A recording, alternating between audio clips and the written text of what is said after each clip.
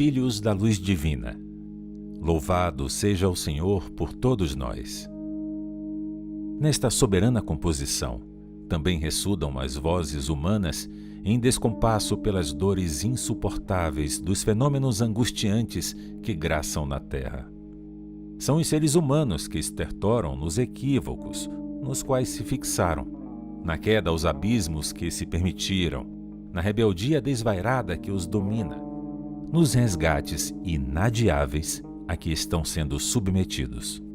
A providência atende aos apelos dos sofredores que sentem necessidade de paz e permite a pandemia utriz para fazê-los despertar para a realidade de seres imortais que são, de modo que se revejam e se autoanalisem, volvendo aos caminhos do amor que ficaram atulhados de ódio e soberba, de viciações e embriaguez dos sentidos. À medida que a cultura vinha enlouquecendo os seres narcisistas e utilitaristas, tornava-se inevitável um movimento edificante reacionário à luxúria e à anarquia. Fingia-se acreditar que a vida é resultado do fortuito, do inimaginável, sem objetivo, qual se fosse a Terra uma nau fantasma que apareceu no mar do cosmo e logo mais se consumiria no nada. Aproveitar as suas concessões grosseiras seria a única maneira de viver, de desfrutar a existência caótica para eles. Tudo quanto induza ao amor e à renúncia das paixões animalizadas tem recebido aceitação indiscutida, enquanto as propostas de saúde moral tombam na zombaria e no descrédito.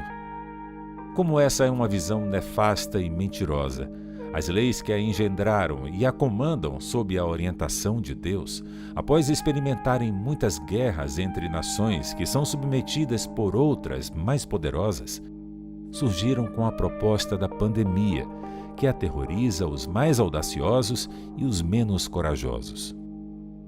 Países tecnologicamente bem equipados e moralmente perdidos no ateísmo e nas suas famanazes correntes de poder, apaixonados pela transitoriedade do seu tempo, encontraram na microbiologia vírus destrutivos para uma futura guerra biológica.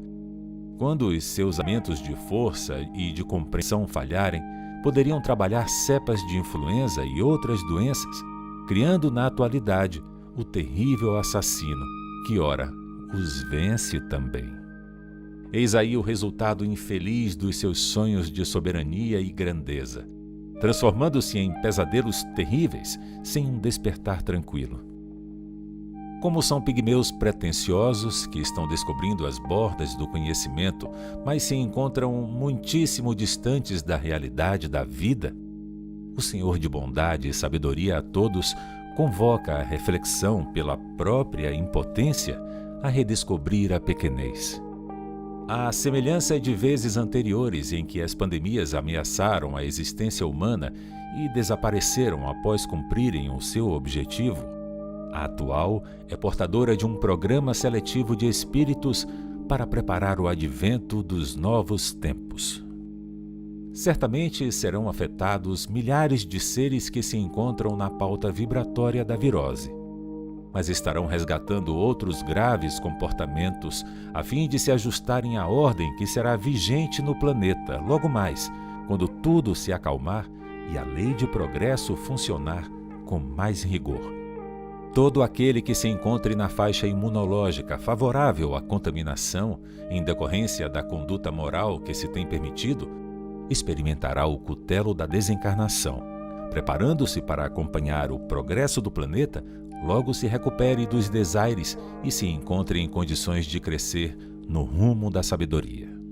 Com o enorme êxodo de benfeitores da humanidade interplanetária que auxiliarão os candidatos à imarcessível luz da redenção, a renovação espiritual tomará conta de todos os quadrantes, qual primavera risonha abençoando escombros e arrancando deles flores e cor, beleza e harmonia para a paisagem festiva.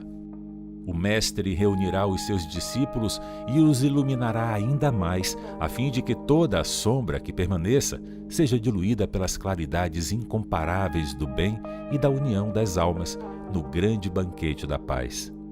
Enquanto isso não ocorre, as mãos do sofrimento asfixiarão muitas existências, que despertarão nos estertores da agonia para as futuras experiências de fraternidade, num imenso canto-chão de humildade e afeto à vida em todas as suas manifestações, a fim de que também nós outros compreendamos a necessidade do auxílio mútuo e de que a felicidade pessoal é resultado das bênçãos que jorram fora de nós. Estamos honrados com o ensejo de participar das horas difíceis dos que estarão expurgando ignorância e presunção, de modo a evitarmos ocorrências semelhantes conosco. É hora grave e santa. A dor do próximo é nossa também.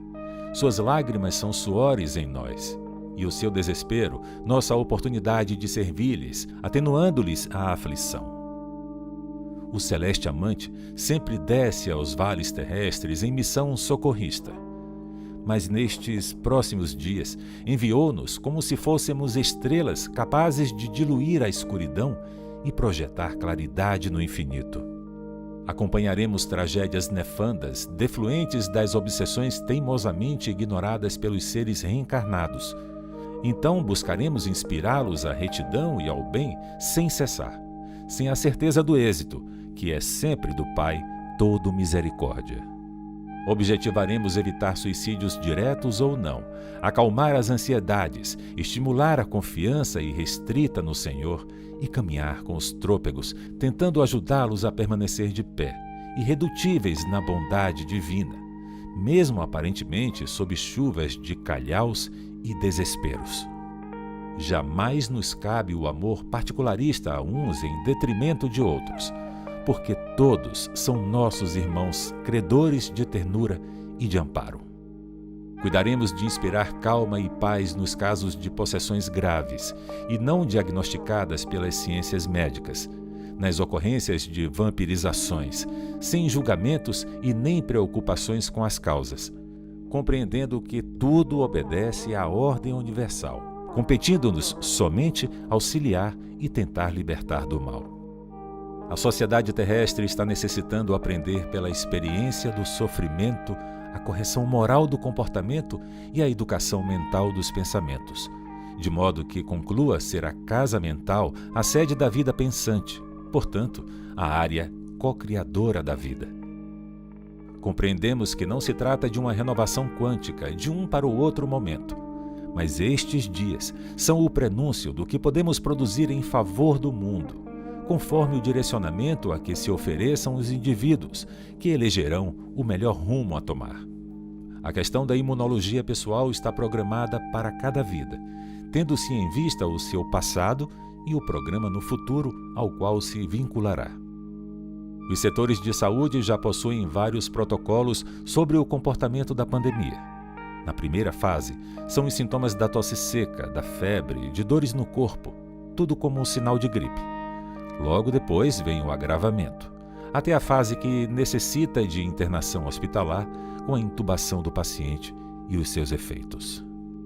Cabe-nos inspirar cuidados logo aos primeiros sinais, de modo que o organismo, amparado pelas substâncias anti-infecciosas, reaja e evite as fases seguintes. Nunca desconsiderar a excelência da oração, que fortalece os centros vitais e revigora as energias inibidoras, matando o vírus.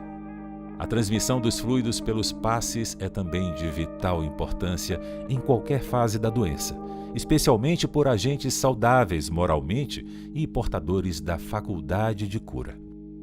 Em todos os momentos vincular-se a Jesus, o divino médico das almas, e aos seus mensageiros, entregues à enfermagem da caridade na linha de frente, protegendo todos aqueles que correm perigo de contaminação.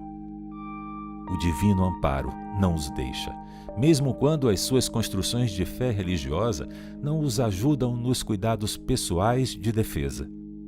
A grande batalha está em fase inicial, e todos devemos orar para que o Senhor nos conceda misericórdia, a fim de ser ultrapassado o seu período de contaminação e possível desaparecimento ou mudança de paisagem evolutiva. Exorando a proteção do Senhor para todos nós, deixemo-nos arrastar pela sua sabedoria.